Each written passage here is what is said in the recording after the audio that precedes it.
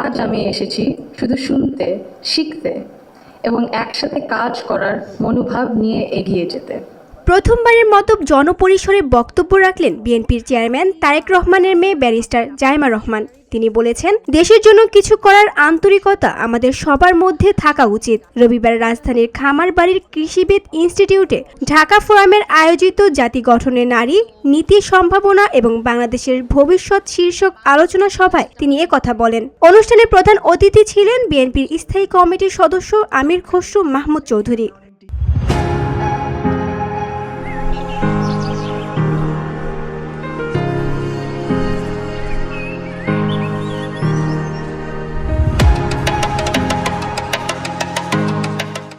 জাইমা রহমান বলেন, আজ আমরা যারা উপস্থিত আছি সবাই একরকম নই। আমাদের আদর্শ, অভিজ্ঞতা ও দৃষ্টিভঙ্গি ভিন্ন। তারপরও আমরা একসঙ্গে বসেছি এবং আলোচনা করছি, কারণ আমরা সবাই দেশের জন্য, দেশের মানুষের জন্য ভাবছি। এই ভিন্নতা নিয়েই একসঙ্গে কথা বলছি, একের পর এক শুনছি। এটাই গণতন্ত্রের আসল সৌন্দর্য। সবাই একরকম নয়, আমাদের আদর্শ আলাদা, অভিজ্ঞতা আলাদা, দৃষ্টিভঙ্গিও আলাদা, কিন্তু তারপরেও আমরা একসাথে বসেছি, আলোচনা করছি, কারণ আমরা সবাই দেশের জন্য, দেশের মানুষের জন্য ভাবছি। আর এই ভিন্নতা নিয়ে একসাথে কথা বলছি, একের পর এক শুনছি। এটাই গণতন্ত্রের আসল সৌন্দর্য। তিনি বলেন, আমি এখানে ভিন্ন এক অনুভূতি ও আবেগ নিয়ে দাঁড়িয়েছি। এটি আমার প্রথম জনপরিসরে বক্তব্য।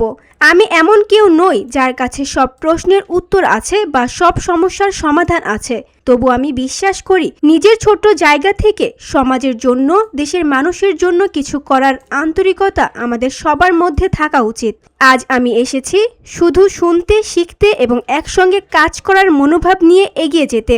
নারীদের দেশের উন্নয়নে অংশগ্রহণের গুরুত্ব নিয়েও জাইমা রহমান বলেন, জনসংখ্যার অর্ধেককে একপাশে রেখে বাংলাদেশকে আরও এগিয়ে নিয়ে যাওয়া সম্ভব নয়। নারীদের অংশগ্রহণ নিশ্চিত করতে হবে। আমি আজ এখানে দাঁড়িয়েছি ভিন্ন এক অনুভূতি ও আবেগ নিয়ে। বাংলাদেশের পলিসি লেভেলটায় আমার প্রথম বক্তব্য এটা।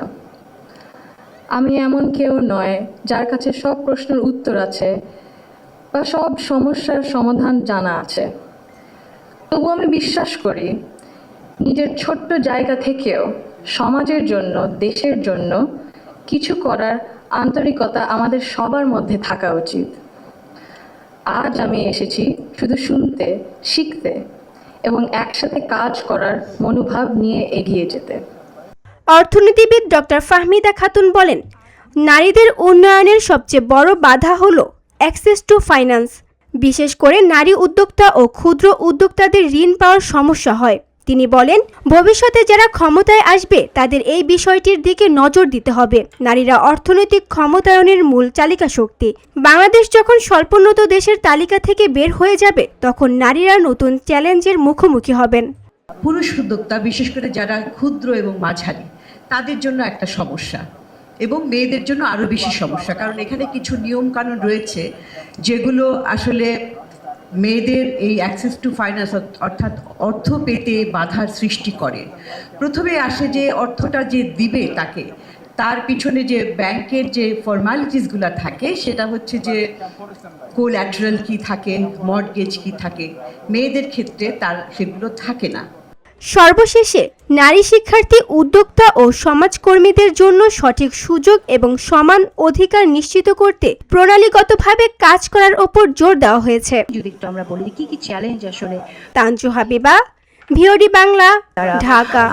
অত্যন্ত সফল তাদের অভিজ্ঞতা।